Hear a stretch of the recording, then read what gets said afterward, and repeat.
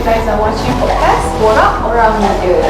Untuk topik hari ini, kita ada topik berkenaan dengan profesional muda berkerjaya. Jadinya panel saya pada hari ini, saya bawa 2 orang panel compared to previous episodes. Saya tak nak cakap banyak, saya terus briefly introduce lah. Okey, boleh. Sebelah kiri saya Puan Elina Razif, atau boleh saya panggil Kak El? Boleh. Kak El And di sebelah Kak El pula kita ada Doktor Encik Muhammad Aswad Ifnain. Saya panggil Abang Aswad, boleh? Boleh. Okey, boleh Boleh. Saya give the honour lah untuk panel perkenalkan diri. Kita dengan Kak El, boleh Kak El? Boleh. Kak El, Ladies first. Betul. Ladies first. Kak El bagi tahu nama, Kak El kerja as apa, Kak El belajar education background semua tu Okey, lah. boleh. Okey, nama saya Elina Razif. Saya merupakan seorang peguam yang sedang aktif beramal lah pada tahun ini. Saya graduate dari Universiti Teknologi Mara UiTM. Saya dah berkahwin. Apa lagi tambahan umur. Sebab kita ambil inspirasi tadi yang ni kan, masa praktis tadi daripada doktor. Usia tak apalah, usia adalah rahsia lah. Usia kalau dalam parti tu dia sayap muda. Dia sayap baby sayap. Dengan podcast kita anak muda kan. Tak panggil orang berusia. Anak saya beramal di firma guaman saya sendiri, iaitu Razif Abdul Aziz and Partners. Dalam bidang hartanah lah mostly, tapi kita adalah buat sikit, kita ada buat litigation untuk civil sikit, adalah kriminal sikit pun ada, macam tu, campur-campur. Tapi main saya hartanah. Gitu. Nak beli rumah, cari saya. Kita tinggalkan kontak Boleh sempat promo. Kalau kita ada Kak El as a lawyer, Abang Aswad pula. Saya, nama saya Muhammad Aswad. Dik lah Awak panggil saya abang, saya panggil awak dik lah. 40 years old, married, ada 4 orang anak. Seorang doktor. Kita panggil, kalau doktor ni dia punya setting, kita panggil GP lah, General Practitioner. Sebelum tu saya belajar di Universiti Malaysia Sarawak, UNIMAS. Kemudian saya bertugas dalam kerajaan lah, KKM selama 11 tahun. Sekarang ni praktis. Lepas tu saya ada bantu pegawai khas Esko Agama Negeri Johor.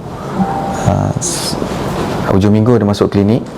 Dan aktif lah sikit-sikit dengan aktiviti belia. Lepas tu sayap juga, sayap parti politik, selaku ketua di peringkat bahagian dan juga naik ketua di peringkat negeri jugalah.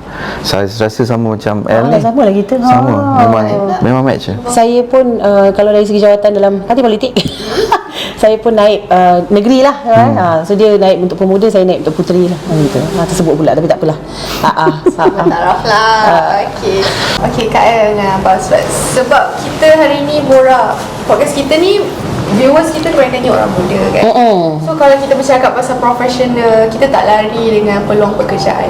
So first sekali lah, saya rasa proper kalau kita borak dulu pasal peluang pekerjaan. Macam Kak El tahu, kalau dalam bidang Kak El perundangan, orang kata bidang perundangan ni luas, kerja banyak. Kalau you law graduate, you campak mana-mana pun orang nak pakai. Saya mungkin at some point saya setuju. Saya pun law student juga. Saya dalam proses mencari kerja, dan bila saya dah cari sendiri baru saya rasa macam kerja tu ada Abang Aswad, tapi satu kita cakap underpaid.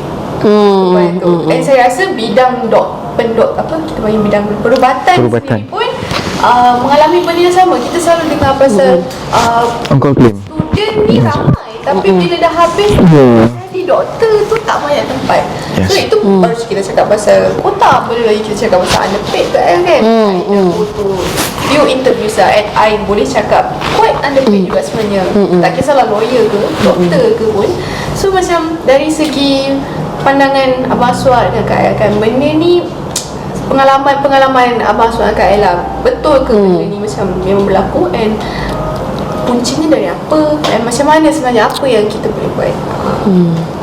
Siapa nak mula dulu? Nak mula dulu Saya dulu ke? Boleh kan? Kak El, Okey, saya ambil pengalaman sebagai dalam bidang saya sendirilah, peguam-peguaman ni lah kan. So saya nampak macam zaman tu, peredaran zaman, macam contohnya legal field ni, zaman dulu, zaman ayah-ayah kita tak ramai peguam tau. Dia graduate macam locals pun tak ramai, yang overseas pun yang apa called to the bar kat Lincoln's Inn apa semua tu pun tak berapa ramai. Jadi the opportunity lebih banyak kan, sebab dia orang itu je kelompok dia. Tapi as time goes by, generational change tu yang I nampak semakin ramai bila universiti awam terutamanya buka peluang kepada rakyat Malaysia untuk belajar kan di universiti awam. Dan universiti awam kita pula dalam bidang law, I would say macam most of our local universities pun are good. Kita diiktiraf dan kita memang menghasilkan graduan yang berkualiti. Okay, so isu dia sekarang bila zaman kita ni, bila kita ramai dah graduan, of course the competition tu is even fierce lah kan. Jadi tersembur, maaf tersembur tu masuk dalam kamera tak? Lepas tu Saya tak perasan. tak apa. Sebab apa doktor kat situ saya keluar. Sebaik tak? Saya baik kalau dia tak mengelap. Kalau mengelap tu kan toy. So dia jadi macam sekarang ni saya faham isu anak muda sebab graduan kita ramai as compared to zaman dulu. Dan tapi I have to say lah juga sebelum saya nak sentuh pasal ni, quality graduan kita ni pun macam dekat local universities, walaupun sekarang ni makin ramai, tapi sebenarnya kita pun ditapis. Untuk you sampai ke law school pun ada banyak requirements juga yang you kena fulfill dari segi pointer, muat kan, dan yelah you kena your academic performance lah kan. Jadi graduan yang keluar ni pun dia ramai dan of course you all akan compete. Jadi chances are untuk mendapat tempat tu mungkin you have to really fight for it lah. Tapi one thing about kita punya macam Ain cakap tadi, bidang guaman ni dia bersifat banyak. Dia macam setiap benda pun ada laku sebab setiap benda you perlukan legal. You buka restoran ke, you tak apa harta pusaka family ke apa, semua memerlukan legal punya inilah orang kata legal touch ataupun legal influence lah. So macam di zaman sekarang kalau tengok kan banyak law firms yang ada kan, tapi masalahnya tak semua juga law firms ni yang ada kemampuan. Dia pun law firms kita ni pun bukan berpecah macam ada dia punya hierarchy dia lah. Kita ada the smaller firms dan kita ada medium size firms dan big firms kan. So macam you sebagai law grad, macam you bagi KL lah daripada awal, daripada you the moment you grad tu, you nak kena tahu sebenarnya apa vision you nak ke mana. Macam you dalam proses chambering kan. So chambering ni bagi akak, sebab ini soalan yang banyak sangat anak muda juga tanya dekat akak ni, macam Kak El, chambering ni macam mana, saya patut ambil yang jenis macam mana. Dia terpulang. Sebab like yourself, mungkin you chamber dekat a medium size firm ataupun big firm. So of course some of the chambering students they chase for pay, because bigger firms can afford more because they have better prospects lah kan, dari segi apa orang kata business dan sebagainya. And then you have the smaller firms yang mana you seorang je, you dan bos you je berdua. Tapi ada juga yang suka macam tu sebab dia belajar banyak. Walaupun gaji dia sikit mungkin, tapi yelah mungkin dia dapat allowance dan sebagainya, tapi dia nak the opportunity untuk belajar everything dengan bos dia. Maknanya kalau pergi court, duduk sebelah bos, sebab bos pun dah tak ada orang. So nak tak nak you bukan sekadar chambering student, tetapi you juga PA kepada bos you, dan you kena ambil tahu semua benda. Dan juga selepas kata habis chambering tu, you boleh masuk dengan kerajaan kan, bawa AGC, you boleh masuk dengan the term is we call it in-house. In-house ni adalah in-house counsels, yang mana you kerja dengan syarikat-syarikat, companies, you tak praktis lah. Itu pun legal juga. So dia pelbagai. So lawyer semata lah. Dia bukan lawyer ni, jangan kita ada satu mindset lawyer ni maksudnya pergi court. Itu bukan itu jumut punya pemikiran tu. Yang tu panggil apa tu? Dia panggil bid. Tapi itu fun fact itu adalah kalau kita pergi ke court, high court dan ke atas saja. Sessions court dengan magistrate court semua tak payah nak pakai bid tu. High court saja kita pakai dengan. Tapi kalau saya suka yang settle out of macam settle di luar mahkamah tu. Itu settle out of court. Betul. Macam akak buat hartanah kan, tu kita panggil non-contentious legal matters lah. Non-contentious maknanya kita tak berlawan di mahkamah. Tak gaduh lah. Tu cakap bidang ni dia pelbagai. Jadi bukan jiwa you nak pergi mahkamah. Sebab penat bergaduh dengan orang ni, penat sebenarnya kan. Kita nak menghadap ni, ya Allah ya Tuhanku kan. Jadi ada orang prefer untuk buat kerja belakang tabir. Kita buat draft agreement apa dan sebagainya. Kalau you join dengan government, bukan sekadar you jadi DPP je yang orang nampak pergi mahkamah. You boleh masuk international affairs, you boleh masuk pelbagai, yelah, setiap government agency tu kan memang kena ada apa orang kata team guaman kan. Panjang lah Kak Bebel ni.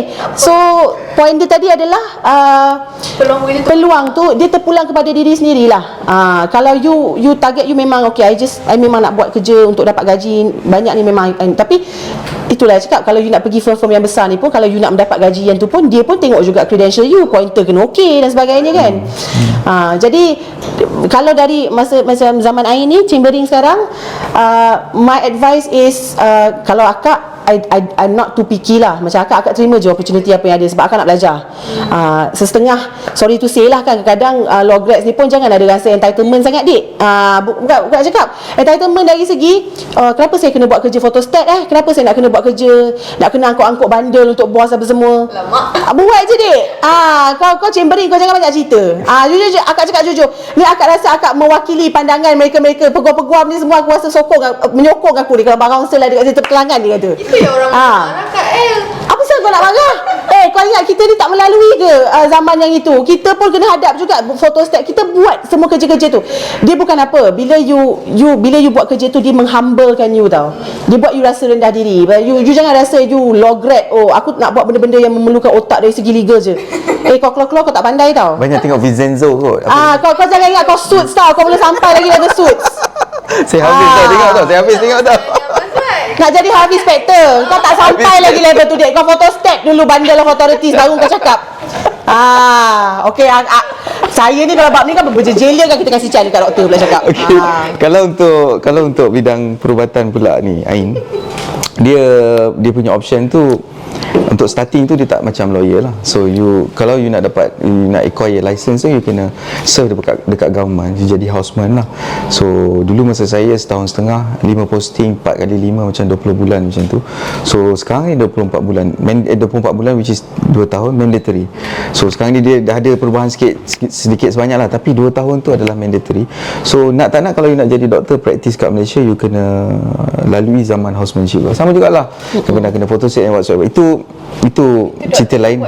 Ada buat benda-benda tu lah. Tapi itu cerita lain lah. Tapi nak cakap cuma doktor ni tak dia punya variety of choice untuk buat kerja tu tak. Dia macam doktor start mesti dekat hospital, dan daripada situ you boleh either you nak advance in career, you ambil kepakaran, sub kepakaran, ataupun you keluar macam saya, jadi doktor swasta di luar, kita panggil general practitioner lah. Cuma kalau nak cerita isu gaji, yang terkait dengan doktor ni adalah isu on-call lah. Isu on-call yang telah dibawa oleh sekumpulan doktor hartal tu, I think for a few years, dan saya melihat kerajaan perpaduan kali ni dia dah membuka ruang. It's actually start from KJ dah memberi diorang peluang untuk bersemuka, memberi pandangan, dan dia diteruskan lagi dengan zaman perpaduan, kerajaan perpaduan ni memberi peluang mereka duduk semeja untuk membentuk satu sekretariat ataupun majlis, tak silap saya Majlis Kesihatan Malaysia, saya kena check balik, dan doktor-doktor ni diberi peluang untuk memberikan pandangan. So ini adalah satu perkembangan yang baik lah kalau kita nak cerita. Dan bila ada peluang mereka duduk semeja ni, dengan harapan kadar allowance on call itu dinaikkan, dan peluang-peluang untuk doktor ni berada dalam pos permanent, itu pun satu isu sebelum ni lebih diperluaskan. Cuma saya nak apa yang saya nak komen adalah bidang kedoktoran, perawatan, gaji, semuanya berkait rapat dengan fasiliti. Kalau kita tak mempunyai fasiliti yang cukup, hospital yang cukup, maka tujuan-tujuan semua ni tak dapat direalisasikan lah. Kita ambil contoh kat Johor. Baru berlaku Menteri Besar dia minta permohonan daripada Federal KKM bahawa nak buka satu unit ward yang terbiar, dan ward itu telah dibuka, dan daripada situ telah memberikan peluang pekerjaan. Satu, memberikan peluang pekerjaan kepada doktor-doktor dan juga nurse, dan yang paling penting adalah dengan adanya dengan wujudnya ward ni, mereka boleh mewujudkan klinik satu lagi klinik di bawah, yang mana klinik unit klinik sebelum ni menempatkan, tak silap saya, administratif punya staff lah kan. So administratif pergi pindah tempat lain dan tempat itu dikosongkan untuk klinik. So apa dia punya kesan dia adalah rakyat di negeri Johor akan mendapat satu perkhidmatan yang lebih baik, yang mana waktu menunggu untuk berjumpa dengan doktor pakar akan lebih pendek. Bukan sahaja di Johor Bahru, malahan di daerah-daerah yang mana bergantung kepada hospital. So dia punya keywords adalah kita, negara Malaysia, kena lebih maju, terus memberikan peruntukan yang tinggi kepada sektor kesihatan supaya fasiliti yang sedia ada di negara kita, termasuklah yang di pedalaman, akan dapat diperbaiki. Lebih banyak doktor dapat deploy kat tempat-tempat macam ni, lebih banyak rakyat mendapat manfaat daripada itulah. So peluang pekerjaan ni dia wujud bila facilities pun Exactly. banyak. Exactly. That explains kenapa ramai lah kan graduan orang-orang muda yang berpindah ke bandar instead of orang kata dekat Ya, tempat betul. kawasan kan. Betul. Macam Kak El dengan Masud pernah ke memang selama ni orang kata berkhidmat di bandar saja, pernah tak pergi negeri-negeri macam? Tapi dia interesting sebab contohlah kan, macam Guaman ni, kalau di KL ni kita ada 9,000 lawyers saja kan, 9,000 lawyers dah tertumpu di KL sahaja, KL saja, bukan 9,000 lawyers saja. Jadi dah nampak padatan, ketepuan tu kan. Jadi kita nak compete apa semua. Macam saya sendiri pun, firm saya dekat Kuala Lumpur. Tapi kalau kita pergi ke negeri-negeri lain, contohnya kalau kita buka law firm dekat Kedah kan, contoh kita nampak Kedah ni potensi. Tapi kita ingat kat Kedah tak ramai lawyer. Jadi orang Kedah pun perlukan khidmat Guaman. So kalau dia buka dekat situ, dia boleh target market dia di kalangan keliling, orang yang keliling tu juga. I rasa dia boleh make money. Not just make money, but make good money. So tu saya cakap peluang ni bila disentuh pasal peluang. Tapi I agree, gaji, skim tangga gaji mungkin nak ditingkatkan, but ni saya cakap dari segi reality lah, sebab saya pun own legal firm kan. Isu dia adalah dia banyak faktor yang orang kata mempengaruhi keputusan untuk tangga gaji dan sebagainya. Like I said to you earlier, kalau kita daripada big firm, mungkin the context networking tu lebih besar, so opportunities yang masuk lebih besar, so you boleh demand sikit lah, sebab ada orang kata stability dekat situ. Tapi contohnya kalau you budak baru yang nak buka your own law firm, you terkial-kial untuk cari job opportunity sendiri, of course the struggle pada waktu itu, you tak boleh nak expect ataupun demand lebih kurang sama dengan orang yang bekerja di tempat yang lebih established, betul tak? Tapi itu tidak bermaksud yang akan datang you tidak boleh naikkan you punya orang kata gaji dan sebagainya. Dia depends kepada opportunities yang you dapat, dan opportunities ni you kena cari. That's why it's important dalam kerjaya ni, especially Guaman ni, sebab kita service, kita offer service kepada orang. Jadi kita, untuk orang tahu tentang service kita ni pun, kita kena, bukan kita nak cakap sell ourselves, kita tak boleh kita ada undang-undang jangan memandai pula kau nak pergi promote firm kau, tak boleh. Tak boleh kan? Dia di bawah Legal Profession Act tu, dia ada limitation dia lah. Kita macam halus-halus sikit boleh, tapi tak boleh macam openly buat iklan. That's why perasan tak, mana kat Malaysia mana ada iklan Guam. Negara ada lain kan, filing for a divorce, contact Chin at 07. Kita mana ada, tak boleh. TikTok tu tak apa kan? TikTok tu okey lah, sebab sekarang ni tak tahu lah. Betul, saya tengok banyak macam tu okey, tu macam sebab dia tak openly macam tu kan, dia tak kata, kalau ada masalah call saya. dia tak ada macam tempel muka kau kat bas kan, hubungi, dia tak ada. Doctors boleh lah, lawyer yang tak boleh. Tapi yang awak cakap kat TikTok tu, sebab banyak lawyers buat, itu mungkin untuk for educational purposes, untuk masyarakat. I think okey lah. Masyarakat pun perlukan akses kepada perundangan juga. Indirect macam tu lah. Ala-ala nak menyebut, dan ala-ala you cakap you lawyer, you sebut lah kan, macam tu. Tapi itulah saya cakap pasal the gaji, because it's very interesting, because I know yang macam ramai yang macam alamak takkan ini je kita punya gaji. So tu cakap you all kena susun macam mana planning you all. Macam ada kawan-kawan macam kawan-kawan kat juga yang nampak dia kerja dulu dengan someone kan, dia gain experience pada orang tu dia buka lah sendiri. Dia buka sendiri, tapi dia simpan lah modal, sakit lah juga dia, kan. Benda-benda ni, ini semua usaha lah nothing is easy lah. Bukan silver spoon lah, tadi saya silver platter lah sebenarnya. Dia silver platter. Tidak boleh dihidangkan terus dekat kita, memang kena usaha. So jangan risau pasal hal-hal gaji ke apa ni. Kalau you memang prepare diri you, you boleh you tunjukkan kebolehan you kan, apa, mesti peluang akan datang kepada you.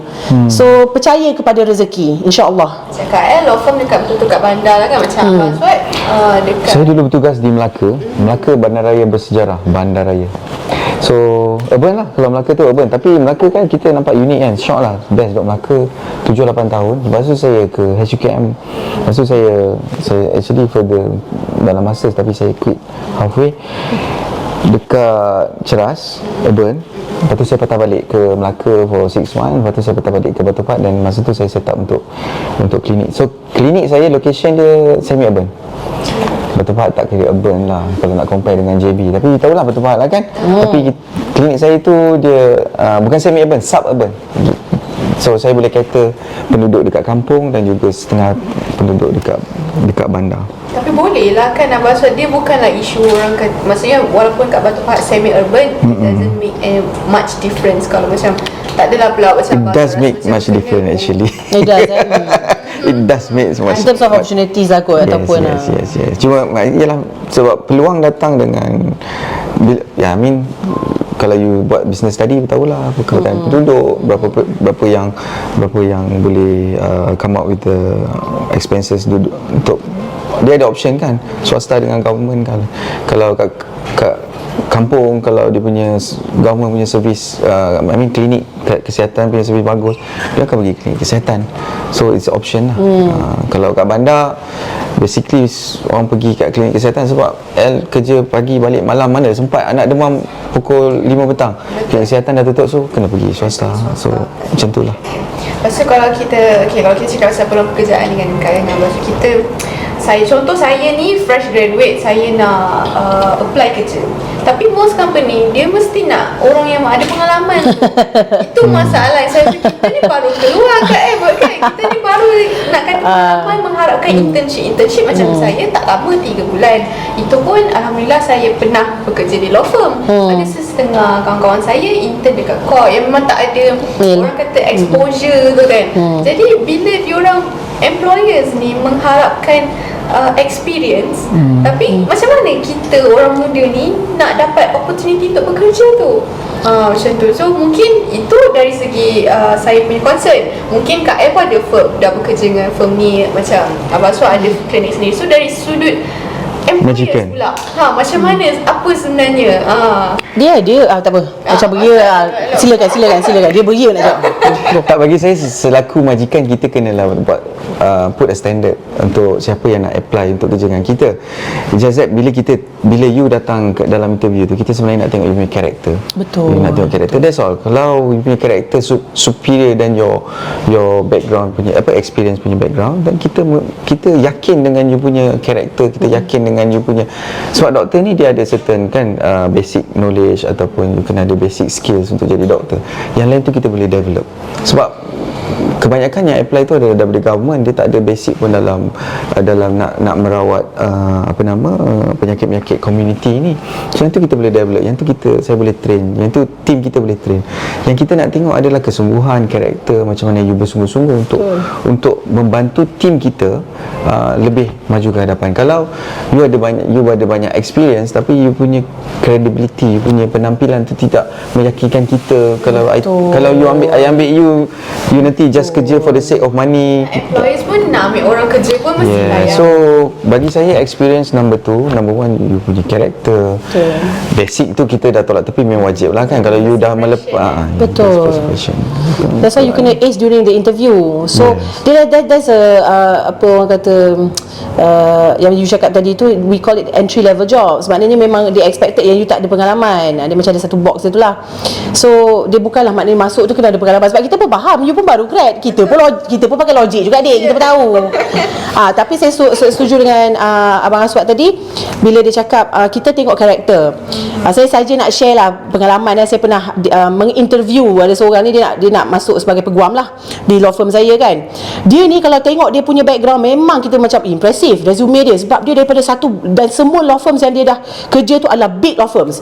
Dia memang law firm besar kat Malaysia yang memang top 10. Tapi somehow ada something yang off dengan dia ni, yang saya rasa macam kalau ikut impression, kalau orang lain mungkin ambil lah, tapi macam bila saya tengok resume, gempak, memang gempak lah. Tapi saya macam rasa ada something yang dia macam overselling himself. Dia bercakap, saya tak yakin dia boleh buat kerja. So saya tak ambil dia. Saya ambil budak yang fresh grad, yang baru macam awak ni, lepas habis chambering keluar. Saya lagi prefer sebab saya nampak budak tu, dia is okay kalau you tak tahu. Of course you tak tahu. Kita pun sebagai employer bila tengok, you kan hantar resume kat kita, kita pun dah baca dulu, okay budak ni baru grad, apa pengalaman dia. Tapi soalan-soalan kadang-kadang yang kita tanya you masa interview tu bukan berkaitan dengan bidang ke ataupun pekerjaan pun. Kita nak, bila kita tanya tu sebenarnya macam kita nak tengok you punya common sense. Benda simple macam mana you menjawab, logik you punya decorum, cara you adakah okey ke tak, kan, how you carry yourself. So betul kata Abang Aswad tadi, is first impression sebenarnya more than anything. So bila you bawa diri you, bila you dipanggil interview, walaupun you tak ada pengalaman dan sebagainya, of course lah, kalau tu eloklah buat research sikit pasal company tu, ke kalau company besar kan, nampaklah macam ada pengetahuan sikit, buatlah homework sikit. Nak cari kerja takkan harapkan macam tu je kan, you pun on your part. Sebab macam Ain punya soalan-soalan ni kan, soalan-soalan kepada akak lah kan, macam you only datang terus saya macam nak kerja. So kita pun jadi macam okay. Lepas tu kau nak apa sekarang, macam tu tau.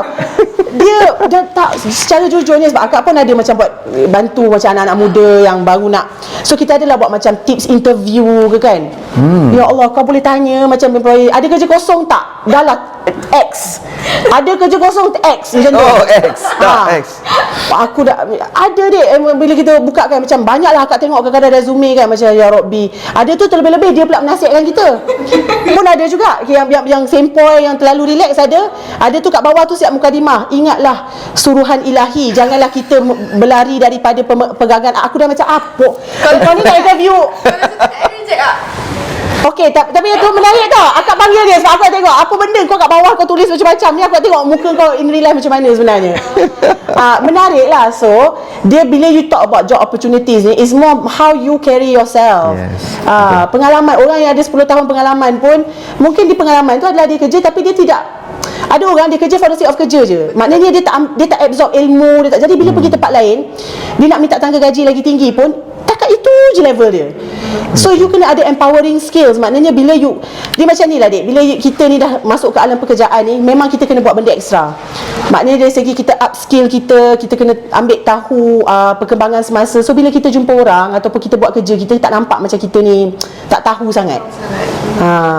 So akak punya nasihat adalah upskilling yourself. So baru you boleh demand. Baru kalau you nak pindah tempat kerja, you boleh cakap, oh saya bawa. Sebab dia simple je, companies dia nak tahu apa you boleh benefit you bawa kepada company dia. You boleh kerja efisien ke tak, you boleh kerja okey ke tak. Tak tahu tak apa, boleh belajar. Tapi dia yang teruk tu kalau dia tak nak belajar. Walaupun dia dah kerja 10 tahun, dia tak nak belajar, susah. Betul. Sebab benda sentiasa berubah, you sentiasa kena update yourself. So itulah nasihat akak. Gitu. Saya jaga kalau interview dengan Kak El. Interview dengan I seronok lah. Kita kan gelak tau. Orang semua suka interview. Aku tak serius. Tak ada. Aku kerja macam, so can you tak ada, kita relax lah. Kalau dari segi pointers macam mana Abang Aswad? Nak kerja penting tak? Itu saya Pointer? kan banyak saya baca macam orang kata pointer ni penting. Pointer apa? Pointer dalam universiti? Untuk dapat kerja tu. Orang kata pointer ni tak penting. Experience macam soft skill lah, penglibatan lah dengan ini. So kalau Abang Aswad rasa macam mana? Kalau dalam saya punya bidang tu, saya rasa saya dah tak tengok dah pointer tu, kalau saya lah. Tapi kalau untuk yang general lah, sebab kita anak muda, kita tahu kan banyak peluang, ialah cabang-cabang pekerjaan. Kalau kat Malaysia rasanya kalau majikan ada option untuk, kalau dia dah ada kandidat yang setara, maybe pointer menjadi satu bonus kepada kepada kandidat lah. Itu bonus lah kan. Bonus kepada kandidat. Nak apply kerja firm yang lebih besar. Tapi ada law firm, ada law firm besar, dia memang tengok pointer you. Dan daripada pointer you dia tentukan berapa gaji yang you dapat. Yes. Ada. Tapi tu hak dia lah, dia nak dia kan. Yalah. Itulah cara dia nak, orang kata vet through kan. Saya pernah baca ada satu firm dalam Abang Aswad, dia bayar gaji berdasarkan pointer. Oh ya ke? Tinggi lagi pointer, tinggi lagi gaji dia. So masa you student you tahu? Ke selepas you dah grad? Masa lepas grad. Oh, rugi. So you kena tahu masa you first year. Betul. Kalau lah saya tahu. Tapi masa saya tak tahu kan. Kerja ni baru saya tahu. Banyak ada masa tu juga. Tapi tu hak. Tapi hari kita tak adil ni. Hari ni kita cerita pasal doktor, pasal lawyer. Apa yang lain-lain tu kat luar, yang bukan doktor, bukan lawyer, macam mana kita nak nasihatkan? Tapi itulah. Kalau mungkin kita banyak cerita pasal doktor, pasal lawyer, sebab yelah kita memang bidang kita. Aim pun lawyer to be. Saya rasa kat luar sana banyak lagi bidang-bidang, dan foundation dia tetap sama. Facilities, lepas tu dia orang punya kesungguhan dia orang untuk mencari kerja. Betul. Kalau kat Malaysia ni melalui Kementerian Pendidikan Tinggi, tak silap Datuk Khalid Nordin, ministers, dia kata peluang pekerjaan, kadar pengangguran di Malaysia untuk tahun 2022 dah berkurangan, dan kadar keboleh pasaran graduan meningkat daripada 85% tak silap saya kepada 90%, which is kat Malaysia ni satu, kalau perasan dulu dia orang tak boleh, dia orang grad je, dia orang tak boleh kerja sebab kerja bidang yang dia orang ambil tu tak selari dengan kerjaya yang ada di pasaran. Betul. So daripada situ maybe kementerian dah mengubah polisi, dan sekarang ni kesannya dilihat pada sekarang ini 90%, maksudnya 9 daripada 10 orang yang grad daripada universiti dapat kerja, dan kebanyakan mereka bukan profesional macam saya, doktor, lawyer, kebanyakannya ada dalam bidang TVET. Itu pun penting. Jadi anak-anak muda kat luar sana kena tengok, kena kaji. Macam saya dah boleh tengok kepada anak-anak saya, kalau dia orang tak excel in academics, maybe kita boleh fokuskan on TVET lah. TVET pun penting. Tapi tu interesting juga Abang Aswad, sebab apa saya nampak Malaysia ni dia macam kita terlalu fokus kepada academics pun ya juga for the past my generation lah kan. Betul, jadi betul. dia macam tapi budak-budak sekarang minat dah berbeza. Kalau kita tengok pun macam hari tu yang SPM tu pun banyak yang macam tak nak sambung belajar kan. Yang bagi kita generation macam Kak El macam tu kau tak nak belajar, tapi bila kita kena tengok dari perspektif dia, how environment dia grow up, mungkin dengan perkembangan teknologi membuatkan dia orang rasa macam, dengan mungkin dia tengok pun skim gaji, macam kerja pun kan, kalau aku berniaga aku boleh dapat 3,000 sehari, kau kerja 3,000 sebulan lah, mungkin di mata dia orang macam tu. Tapi nak ke arah itu pun it needs proper education to me juga. Tapi at the same time it's also a concern, because kita kalau boleh kita tak boleh nak lose out dengan orang-orang yang belajar juga, sebab negara ni nak membangun dia kena merangkumi dan penting. Kalau semua nak jadi profesional, siapa nak tak, kalau semua nak jadi entrepreneur, semua nak jadi influencer TikTok, macam mana? Lepas tu siapa pula nak bekerja jadi doktor ke, siapa nak kerja tu lah, engineer ke apa kan. So berbalik pada tu, foundation tak kisahlah, macam Abang Su cakap, tak kisah kerja dalam career apa pun, foundation dia dari segi peluang pekerjaan tu facilities. So bila Abang Su cakap tadi kadar pengangguran kita dah semakin menurun, mungkin dia berbalik kepada facilities pula berbalik kepada pemerintahan tu sendiri, kerajaan, pemerintah, polisi. Dia berbalik pada tu. Saya berminat nak cerita lagi pasal benda tu, ekonomi, kita akan cakap pasal polisi, pasal mungkin politik sikit kan, dia ada kaitan. Tapi sebelum tu kita rehat sekejap lah. Boleh lah. Air saya pun dah habis ni. Boleh tak tolong top up kan? Kosong dah ni gelas ni. Kita akan rehat sekejap. Baik. Dalam 2 to 3 minutes. Okay. Kita akan be right back. Alright. Okay, kita kembali ke segmen kedua lah daripada tadi kita dah bercakap secara general pasal profesional, pasal kerjaya, pekerjaan, and at the end of the borak tadi tu kita ada tutup, kita cakap pasal kemudahan, berbalik pada kemudahan pula berbalik pada struktur pemerintahan, pentadbiran Malaysia sendiri kan. So untuk segmen kedua ni saya nak lebih khusus lah kita punya, saya akan pergi straight to the point. Kalau macam doktor, kalau saya mula dengan apa? Boleh sila. Men's first. Men first. Berubah ikut masa dia gila-gila. Okey, untuk Abang Aswad, saya nak tanya dari segi konteks ekonomi, dari segi development dalam sektor perubatan, kesihatan sendiri. Saya nak baca sikit statistik saya dapat.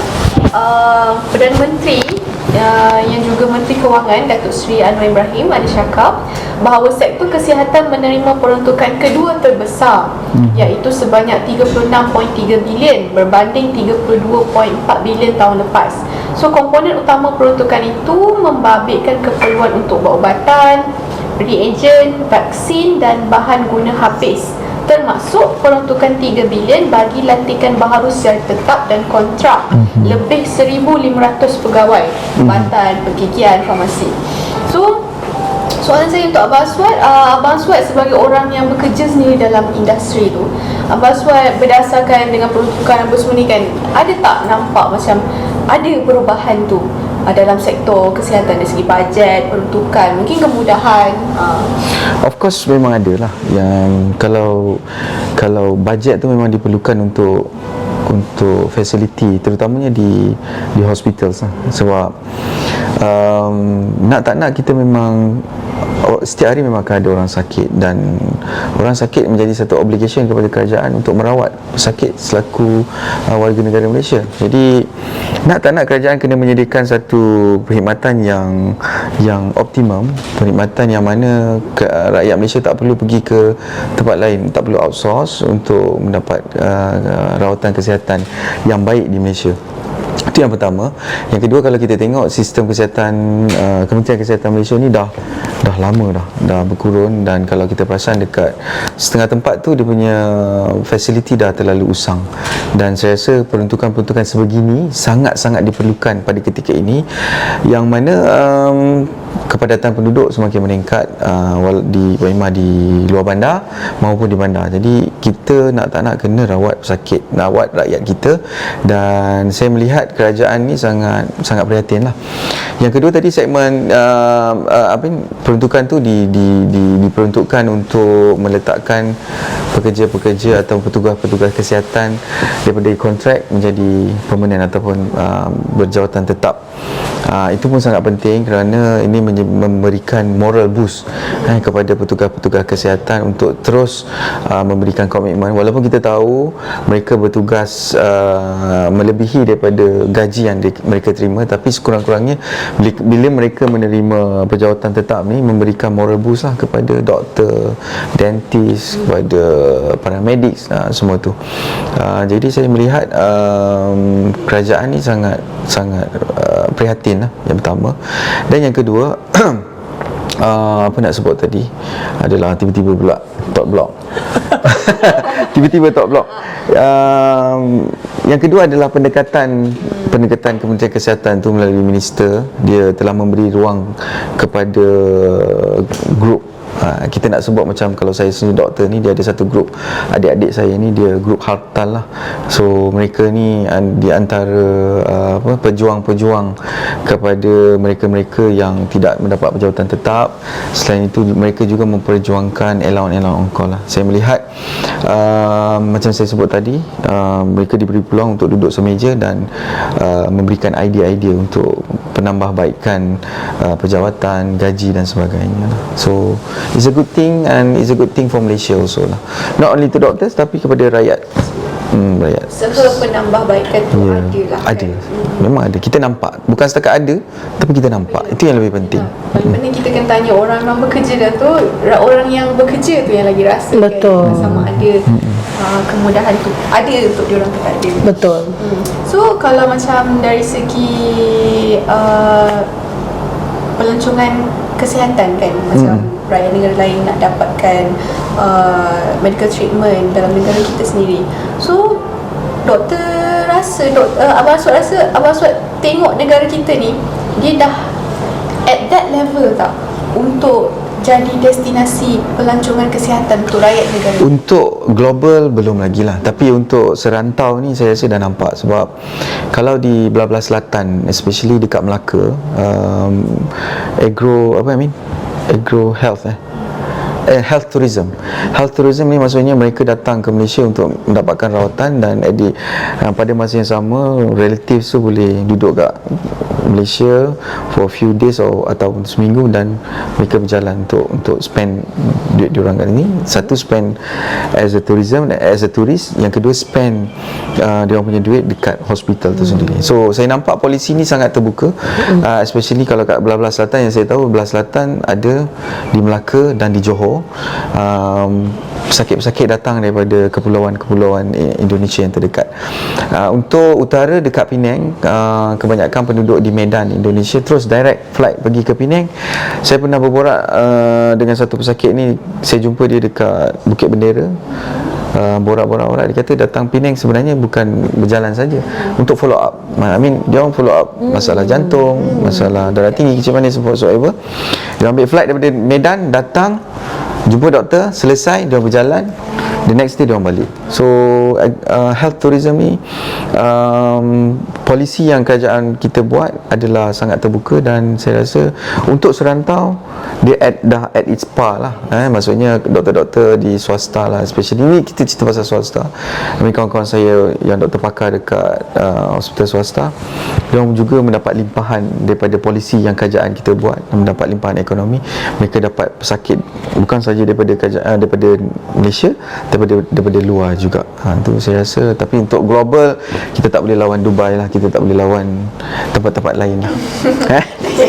Right. Tapi mungkin at the moment global tu belum lagi, international lagi lah. belum lagi. Yes. Tapi dari segi Asia Tenggara tu sudah lah kan. Yes, Kerajaan hari ni pun maksud nampaklah usaha dia untuk pergi ke arah. Yes, betul. Okay, itu dari segi bidang perubatan KL. Sekarang saya nak pergi KL pula. Saya rasa saya nak cakap pasal isu yang macam tengah hot sekarang, orang nak PRN semua kan. Apa isunya yang hot ni? hot. Isu 3R, race, religion dengan ruler kan, yang dimainkan oleh satu entiti ni kan. So saya, sebelum saya pergi tu saya nak tanya generally lah, Abang Aswad yang KL kan, sebenarnya dalam bidang pekerjaan KL dengan Abang Aswad, KL dengan Abang Aswad rasa ke discrimination in terms of race and religion tu dekat tempat kerja? Saya tak. Seperti yang digembar-gemburkan kan, macam seolah-olah dia rasa kita ni penting sangat isu 3R tu. So macam Abang Aswad kata tidak. Kalau saya tak lah. Kalau saya punya tak tahu lah, dalam bidang saya meritokrasi lah.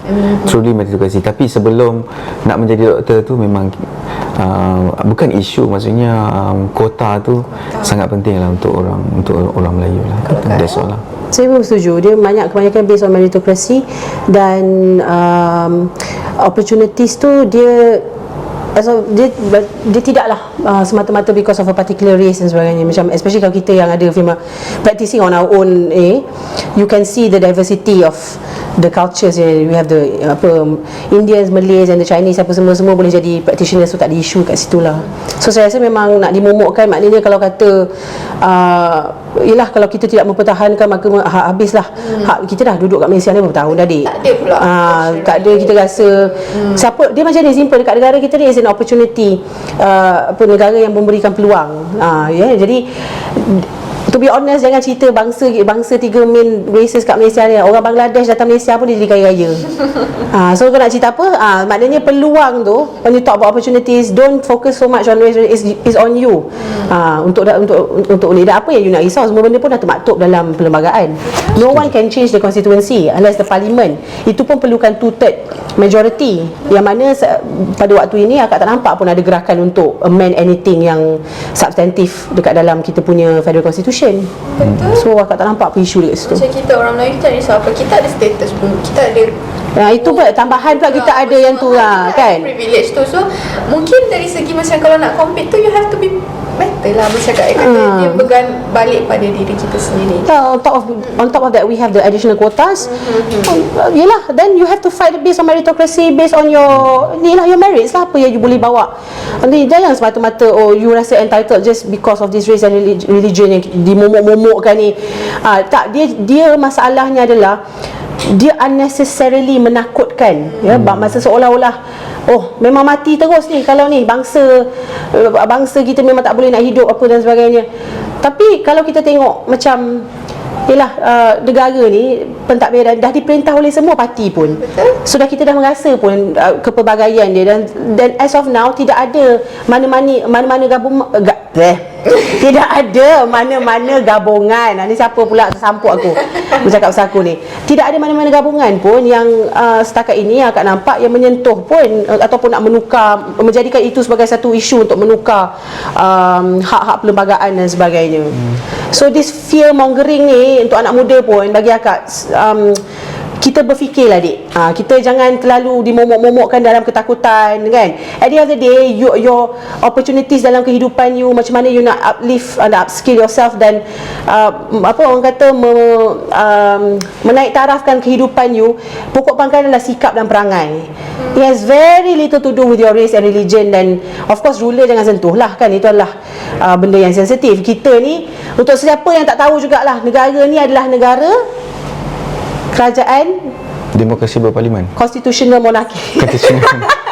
Aku dah cari ayat tu apa sebenarnya. Aku dah baca confident tadi kan.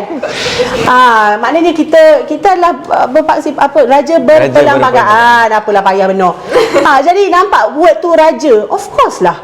Lagu kita pun, lagu negaraku pun kita cerita pasal raja. Kalau lagu negeri Selangor langsung memang pasal mendaulatkan raja. Jadi bila you sentuh bab-bab ni, of course dah benda tu jadi isu yang sensitif kan. It goes without saying. So tak perlulah nak momokkan. Kalau adakah dia orang ni mungkin dia kekurangan idea, tak ada polisi nak dibuat. Exactly, baru nak sentuh benda tu.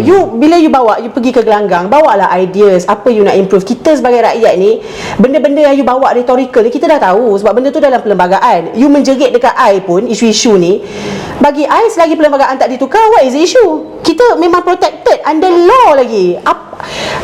Orang kata what kind of level of protection yang macam mana lagi yang you nak? Benda ni dah termaktub. Kalau you nak bercerita pasal isu-isu 3R ni semata-mata, adakah benda tu akan apa orang kata menambah baik kehidupan you?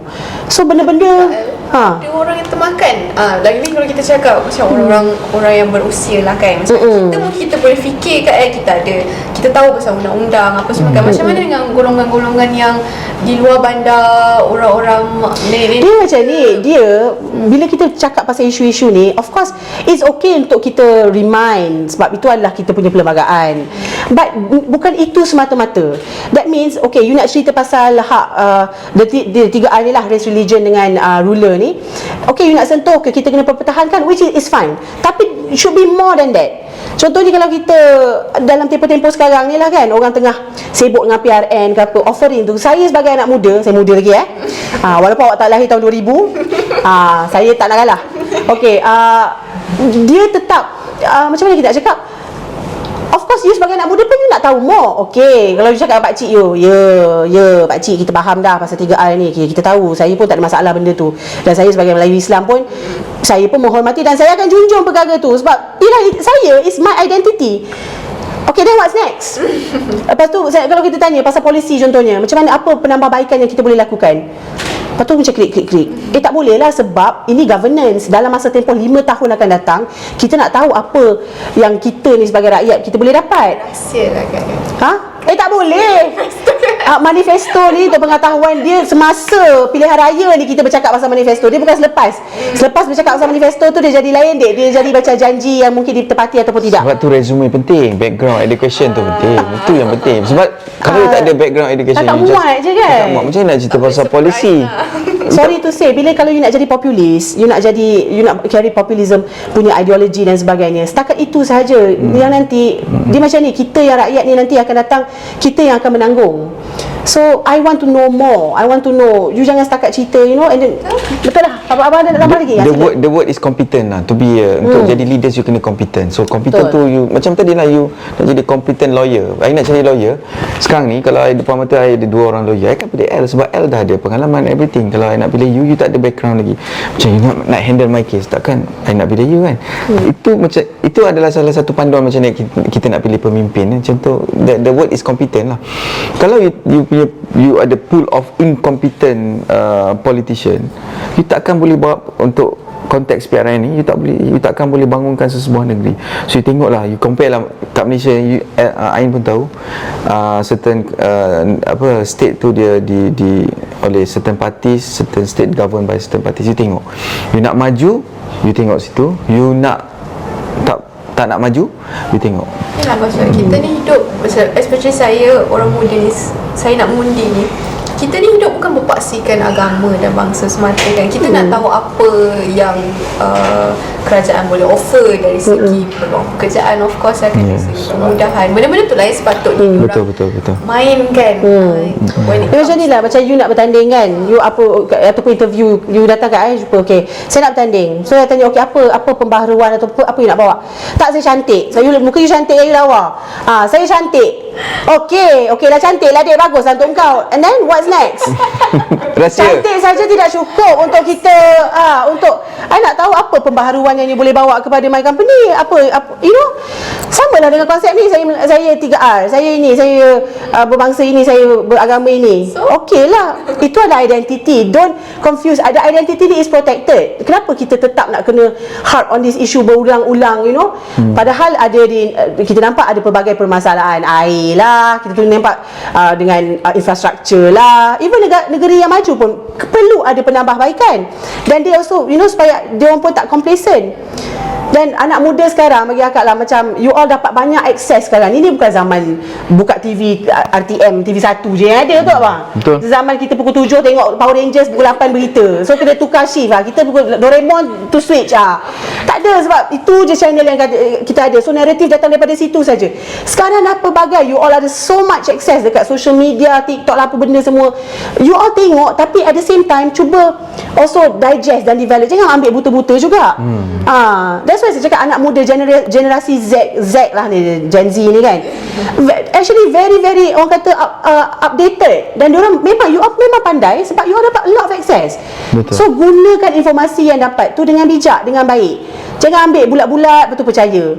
Sekarang ni you boleh buat comparison, you dengar daripada side ni, lepas tu you compare dengan side ni, lepas tu you make lah your decision kan. So itu yang kita mengharapkan anak muda kita cakap macam itu, macam ini, dia jangan sekadar you menjerit-jerit atau bercakap saja, you know, you take action. That's why cakap, janganlah komplain banyak sangat tapi tak nak ambil tahu pasal politik. Betul. Tak bang, malas lah politik, tak nak ni semua, tak politik, lepas tu komplain. You pergilah keluar mengundi, hak you, hak diberi pula tu. Apa lagi kau nak kena suap ke sayang? Pergi mengundi, aku ambil kau, aku tunggu kau mengundi, aku hantar kau balik, macam tu ke? Mengundi dah automatik, bukan macam zaman kita bang, kena pergi register. Kena register. Semangat kita orang pergi, akak first time mengundi, memang akak pergi, akak nak register, make sure dengan SPR, kau check nama ada ke tak? Aku. Engkau orang ni dah free automatic pun tak nak. Kan bila aku kata aku nak yang kau orang marah pula, kata apa tak cool lah apalah. Oh kata ni Aku dah membebel macam-macam esah dah aku ni.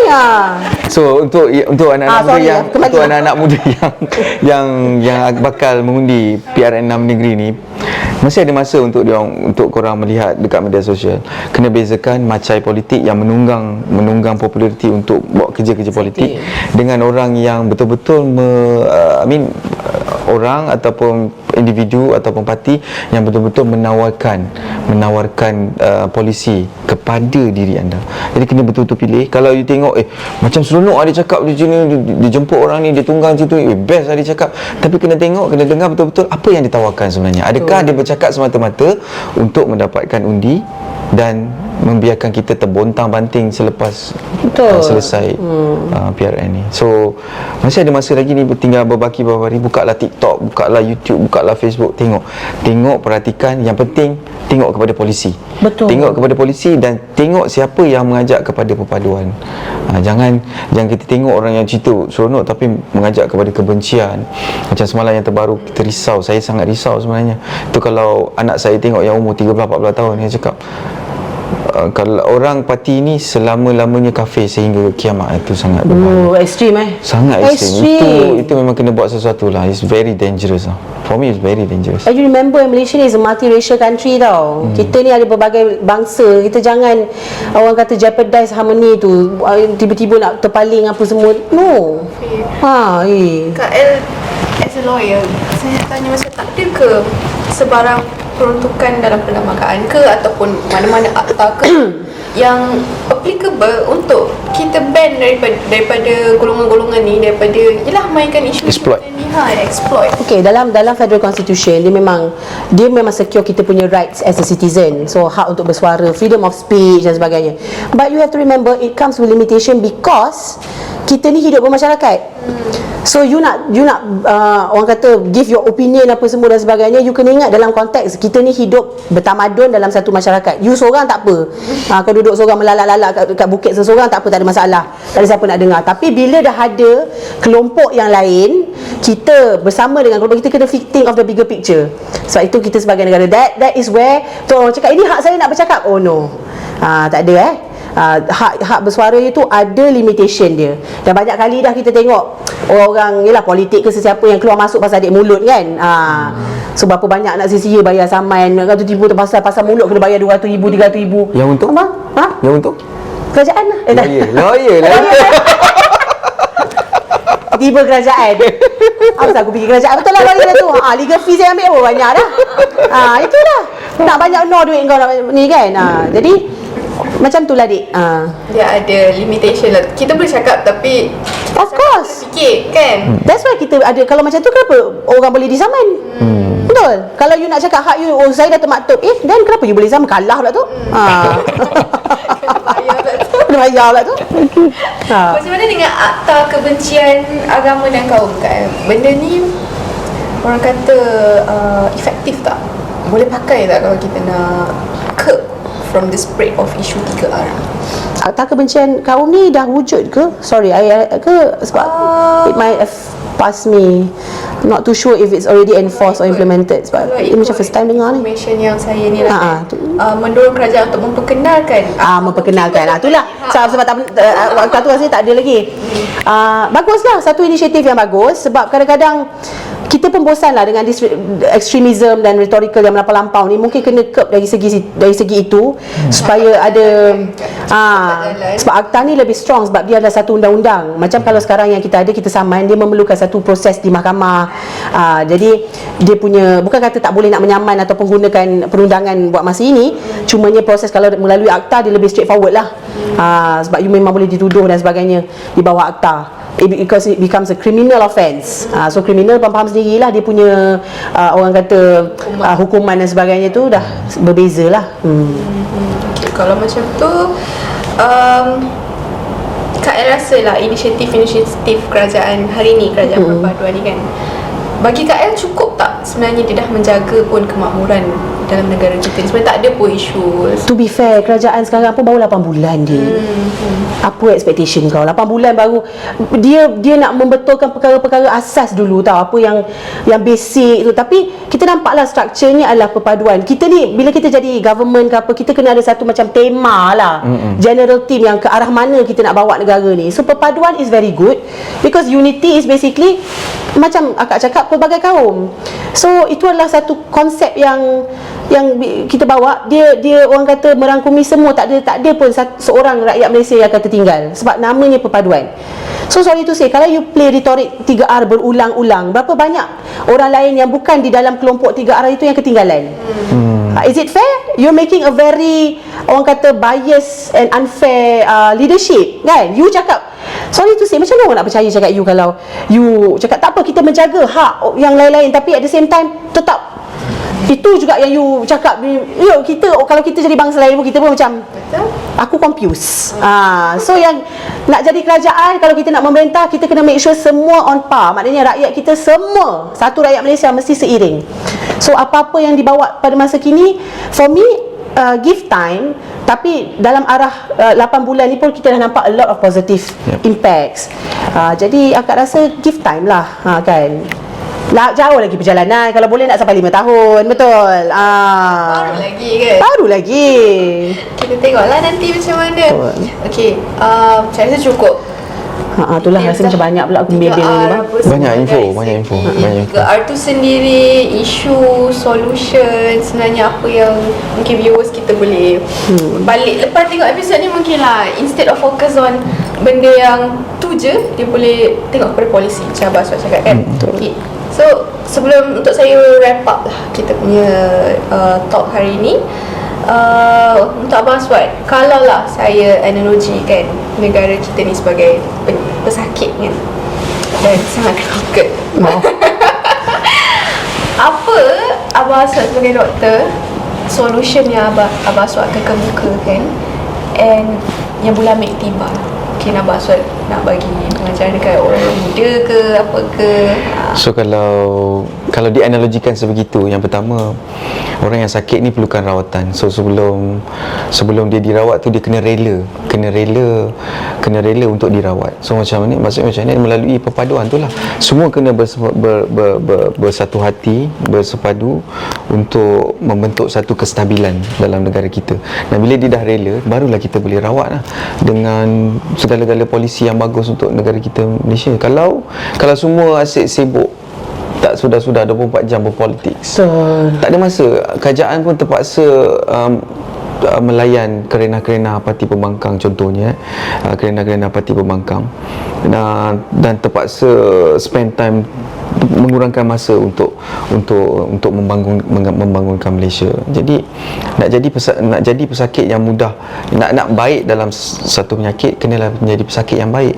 So macam tu juga Malaysia, rakyat kena jadi bersatu padu, memilih perpaduan untuk terus kerajaan yang ada sekarang. Kita bagi peluang 5 tahun, kita bagi peluang, dia orang perform, dia orang majukan Malaysia, dan daripada situ kita nilai semula.